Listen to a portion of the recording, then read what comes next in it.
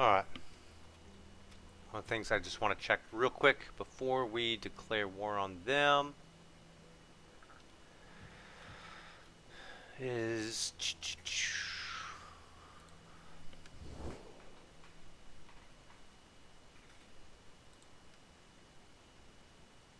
Alright, they're deteriorating. They're deteriorating. So yeah, it's only a matter of time. We might as well do it. Ready for battle. Gods of... Let's see, who hates them? Does anybody hate them?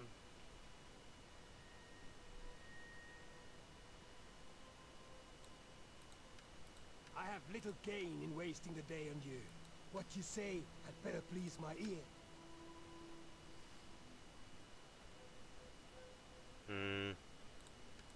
I have little gain in wasting the day on you. What you say had better please my ears.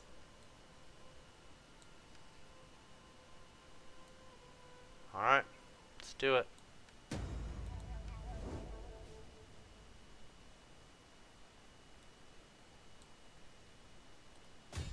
To battle! A lot of cav. A lot of missile units. We should be alright. I'm glad they're not retreating because this gives us an opportunity to chase them down once we defeat them.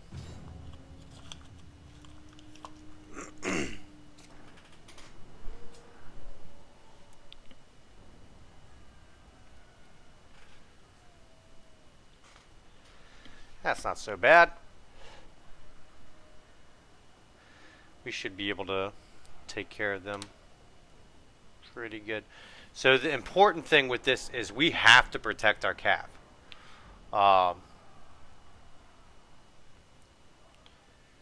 I'm fine with our infantry and everybody getting decimated, but we have to protect our cav because that's how we're going to take out their missile units and all their other units. We'll wait. Start deployment.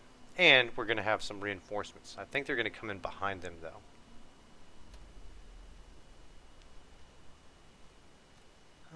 Do we have any high ground? No. Oh, well. So we're going to be super cheesy and we're going to corner camp. Just kidding. I mean, we can do that. And we 100% will do that during this campaign. But I don't like to if I don't have to. And the only reason that we're going to do it this campaign is just because we can't lose a battle. And so, for that, I mean, call me a sellout. Call me what you will. But I'm willing to corner camp and use some, like, super cheesy tactics for, like, a couple battles if that lets us win this campaign.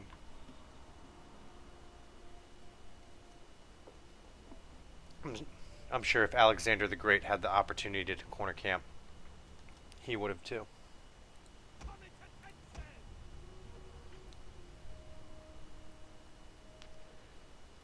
I mean, and if we're being honest with ourselves, Leonidas kind of did the same thing.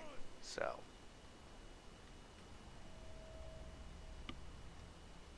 except that, I mean, I guess that's not technically corner camping. It was a choke point battle. That's why I love seeing people like post things. It's like, oh yeah, check out this this awesome battle that I had. I got like 0 losses and I wiped out their enemy, and it's like on a bridge. And they have like elite pike units and with shields and everything. It's like, all right. Which I'm not knocking it at all. I do the same exact thing.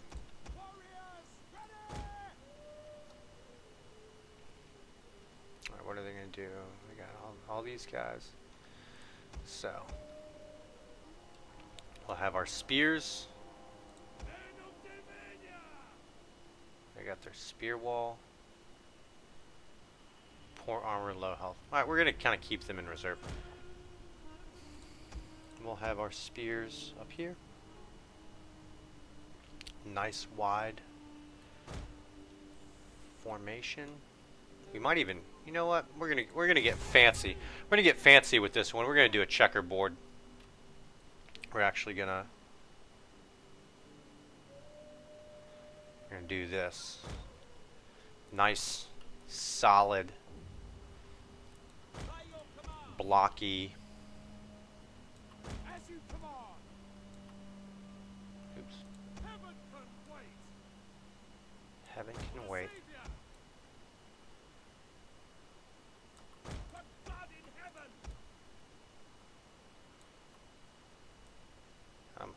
Yes, Commander. Spear infantry at your command. For the glory of God.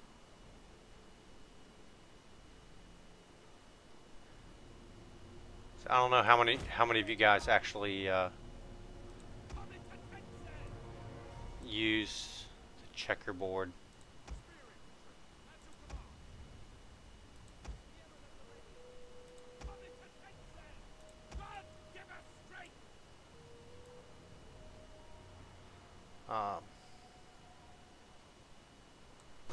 It can come in handy.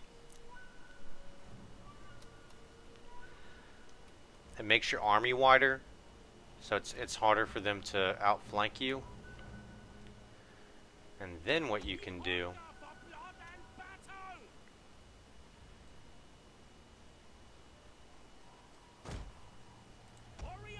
put your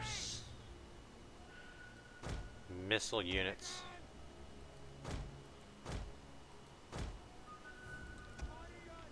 in between.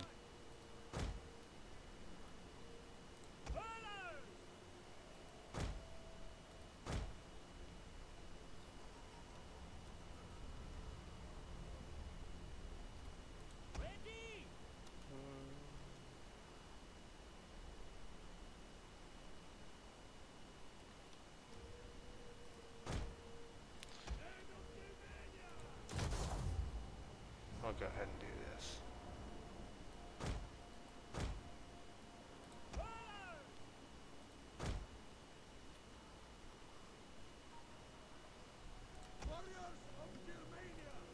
And we just have these guys kind of chilling back here, more or less in the gaps.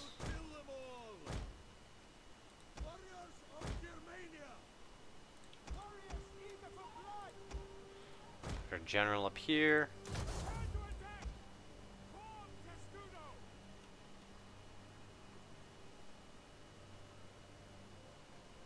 We'll have these guys in the trees. We'll have these guys in these trees. We'll move these guys over a little bit more. So with this formation, it doesn't always work, but it can. Like I said, what it does is it makes your army wider, so it's harder for them to outflank you. And it's like, oh yeah, you know, they could just come like right through these gaps, and you're right, you know, they can.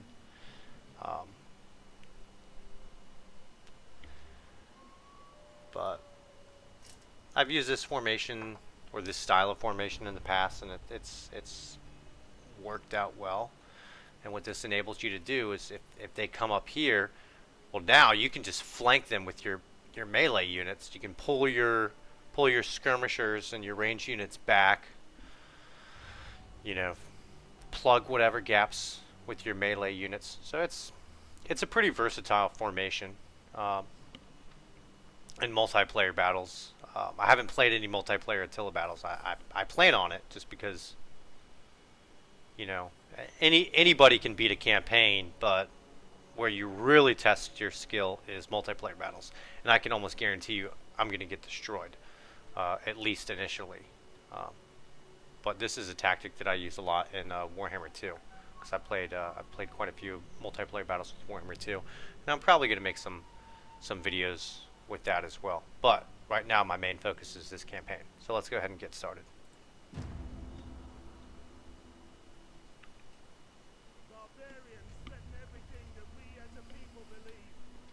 Go ahead and speed up. Our reinforcements enter the fray. All right.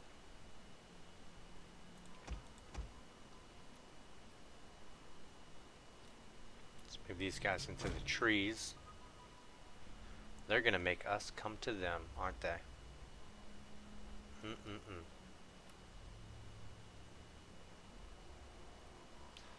kind of formation do they? So they have all their missile units out front. I mean, okay. It makes sense.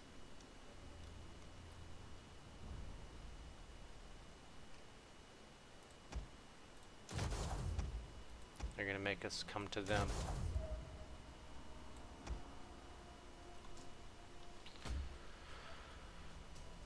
Well, if they want us to come to them, I guess we're just gonna have to go to them. We'll have to seize the initiative,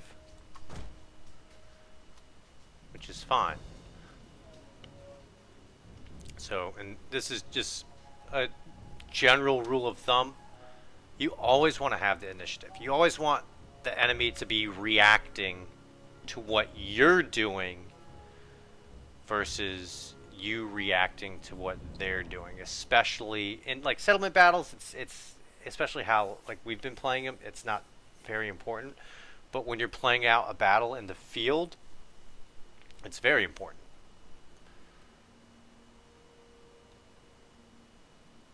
Because and this, I mean, this is in like real life as well. Like you hear like people, if you've been in the military, or you know people in the military, or you're a military historian, you'll know like all about seizing the initiative. You know, capitalizing on it, getting in your adversary's OODA loop, which is observe, orient, decide, and act. Well, Mr. Boyd came up with that.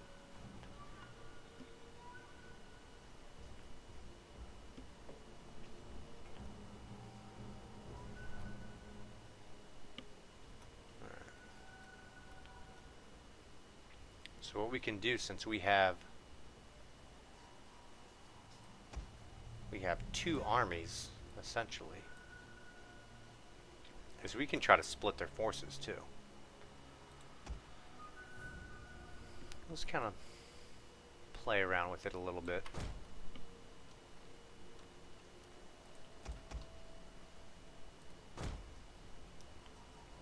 That's what we're going to do. We're going to try to split their forces.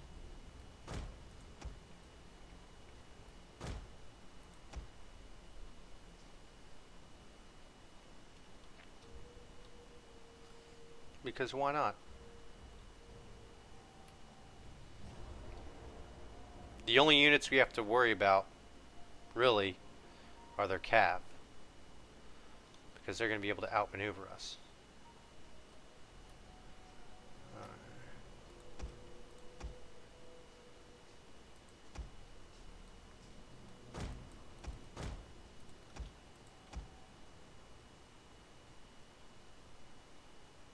The enemy has found our concealed units. We've revealed their deception. Our troops are being ambushed. So we've split their forces at least a little bit.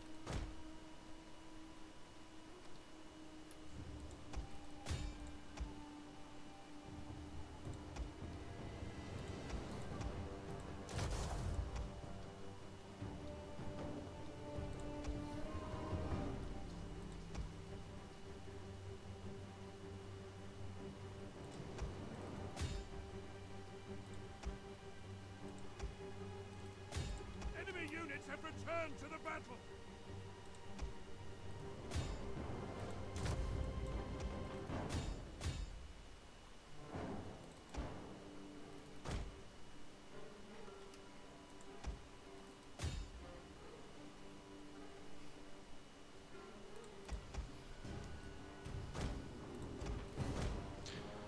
Turn heavy shot on for these guys.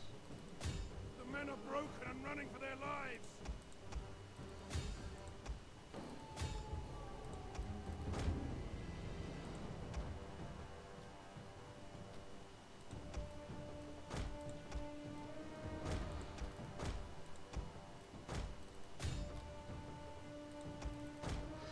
This isn't like the prettiest thing. Gonna turn melee on these guys. Let's just go ahead and like utterly destroy all of their ranged units. That seems like a good idea to me.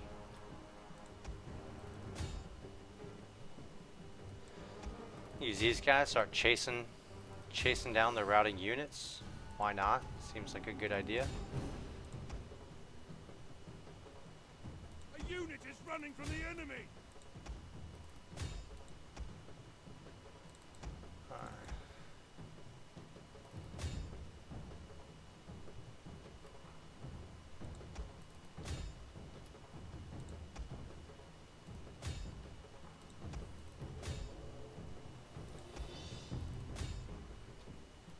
We have gained the upper hand.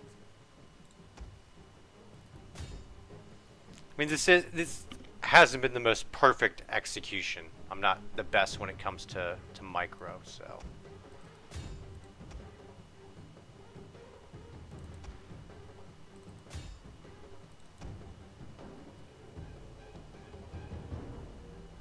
Victory! This is your day!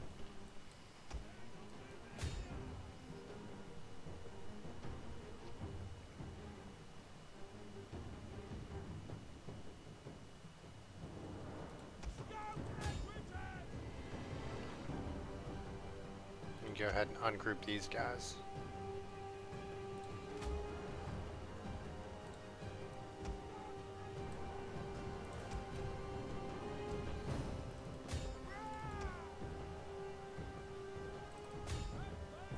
Make sure nobody's like slipping past us. Oh, who are you?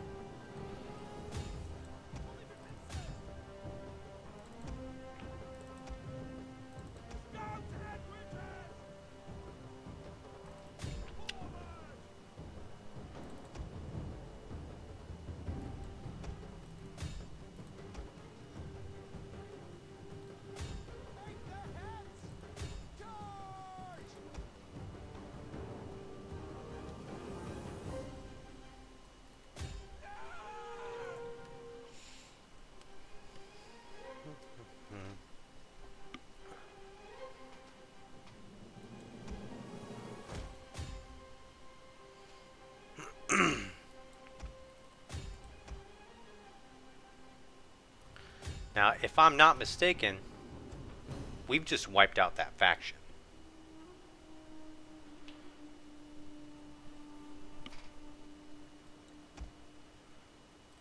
I mean, we took some losses.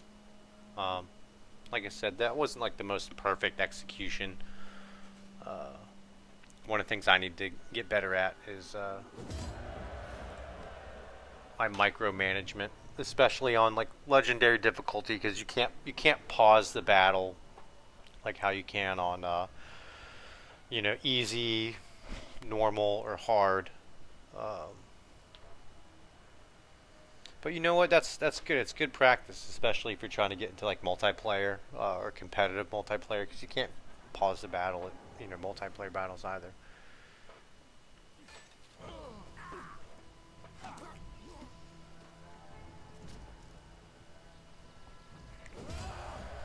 But I'd say that's pretty good, you know.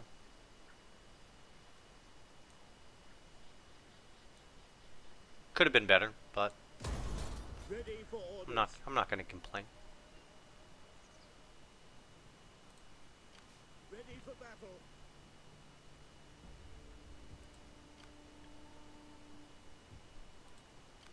We hunger for Let's go battle. ahead and put them in Vienna. Go ahead and deploy them.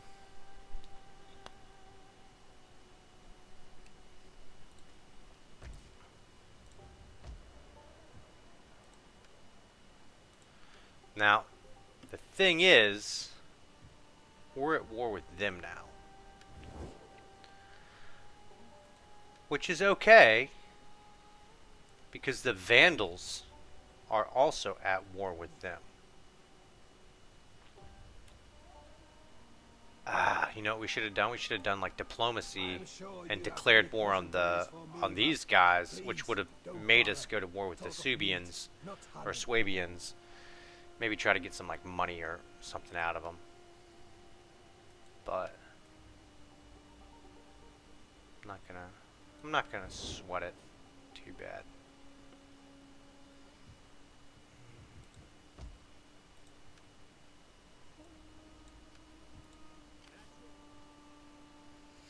So these guys, if they did attack, I mean, they're either going to attack here or here. I would prefer them attack here because that's where we have the biggest garrison.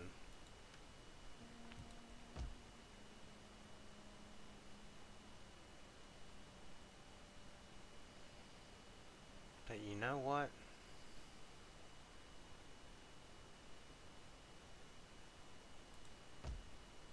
Where are these? Oh, they're way over there. We might just attack them here. We might just go ahead and wipe them out. Because we need those gemstones. And the only ones that we have access to, you know, pretty soon are like these ones. And those ones. But we're not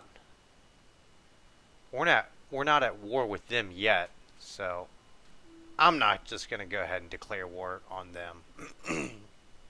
I might wait until they declare war on us.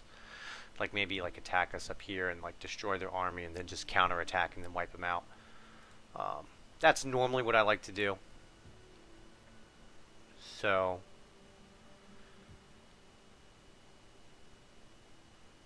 that's pretty much going to be like the strategy for this campaign is, you know, they say the best offense is a good defense.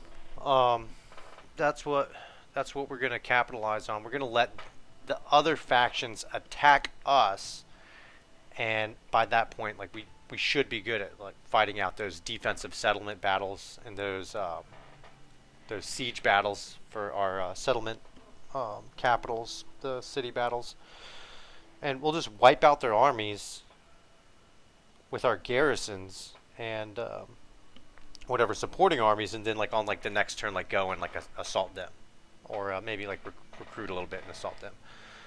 But we're gonna let them attack us, and then we're gonna get them on the counterattack. Is how I like to play.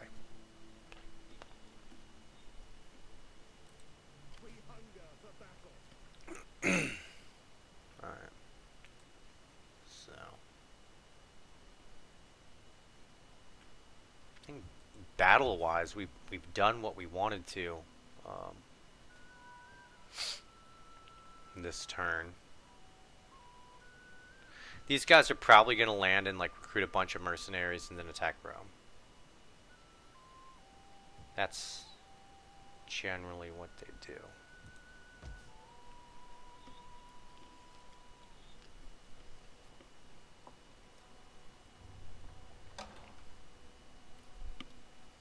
So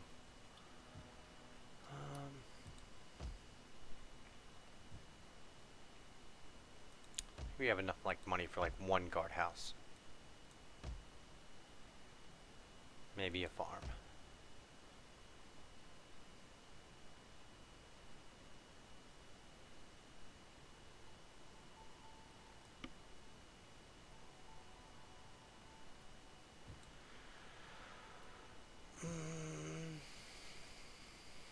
So we have 103.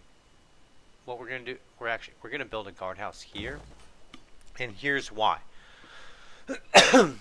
Because you can't have two of the same agricultural buildings in the same province or the same settlement or region. So we're going to eventually convert this into a cattle herd. But we're going to need food. And so we're going to build up this guardhouse. And we're actually going to end up demolishing this one. In the long run, we're not going to do it right now, but in the long run, that's what we're going to do.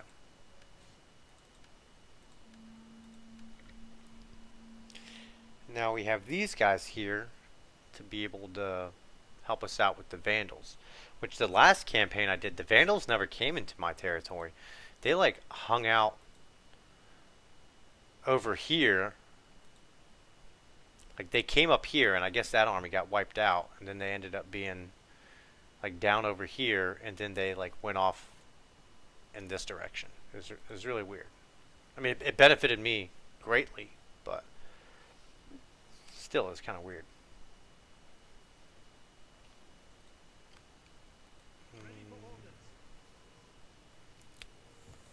445.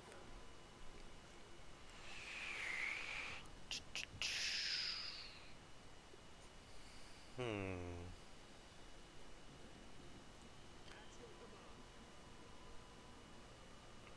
Which 34.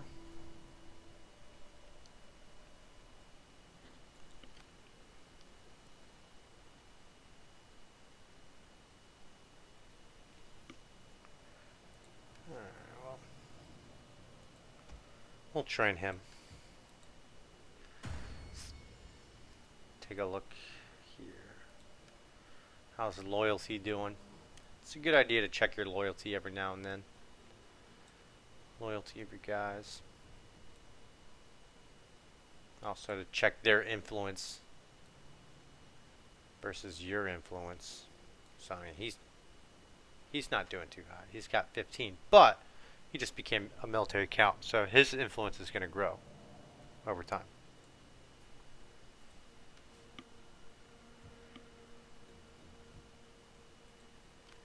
Heaven be praised. So because we're at war with the Alamans, however you pronounce that, Speak quickly and the well. Vandals should Speak ill slowly, and I may feed your tongue. like us. Yeah, it's improving.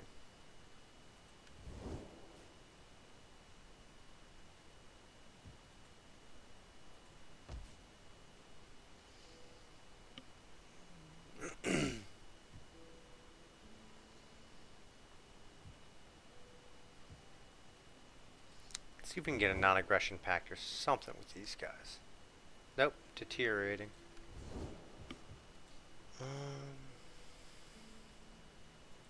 Ready for battle. Gosh, I really.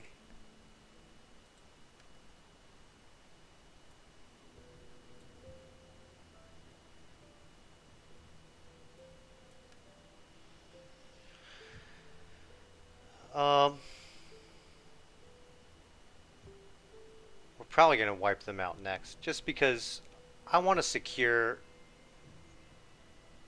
both of these territories, um, just so that we can disband these armies. These armies are going to be better used elsewhere, and even if we don't create new armies right away, by taking these two territories, I'm pretty sure that's gonna be enough. Um,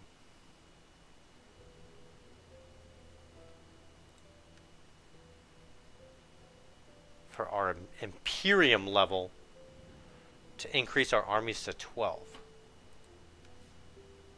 And the more armies that you have available, the better, because then what you can do is you can just like raise an army real quick, hire some mercenaries to defend like a key area. Um, I think that's going to be it for us for now.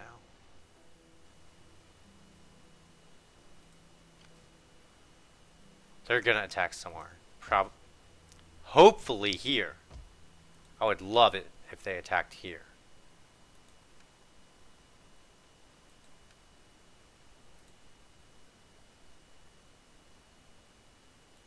Ready for orders.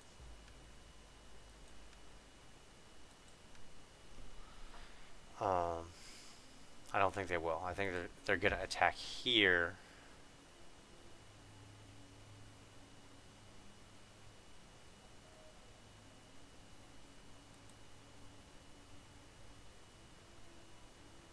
Which isn't great.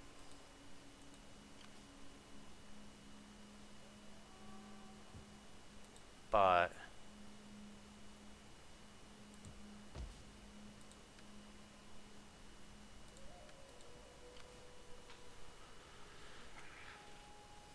I think they got a lot of missile units. in these battles, your your biggest worry is going to be missile units, because they can just kind of like hang back and pepper you.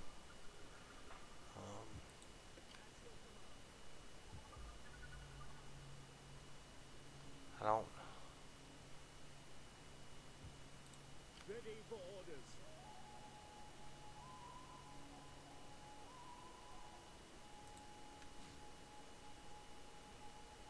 37.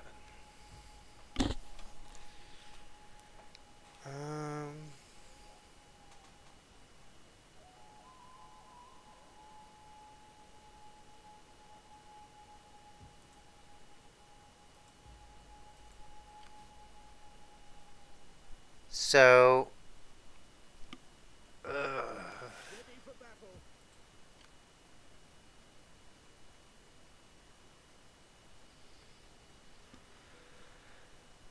so what we could do, we're not right now, um, but maybe next turn. What we could do is we can go ahead and declare war on the Vandals, because we want to get everybody out of our territory. It's like right now we're trying to secure our position. We're trying to secure our territory, and if we have other factions in the territory, that's bad. Because the whole idea is we've raised taxes. We're putting up with these rebellions because we're trying to get money so that we can get our food sorted out. We can get our sanitation sorted out. We can build those buildings that are going to generate a great deal of public order benefits for us, so that we can lower the taxes and not deal with the rebellions. But all of that is for naught if we still have other factions in our territory. Because once we get our public order secured, we're disbanding like all of the armies, like all of these armies that are just like hanging out in our territory. We're going to disband all of them. And then all of our armies are going to be on our frontiers, and we will keep like 2 or 3 armies in reserve that we haven't raised yet for emergency situations. But we can't do that if we still have these guys back here.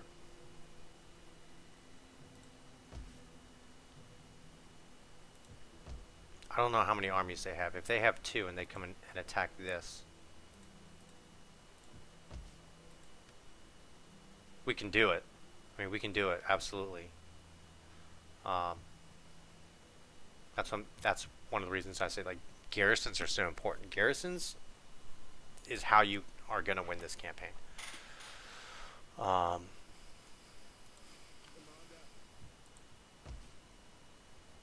Yeah, I think that's going to be it. So I'm going to go ahead. We're going to end this video. We've been going for a little bit. Let's see here. Yep, I'm going to go ahead and end this video, and then the next video we'll start with all of the end turn with the end turn battles.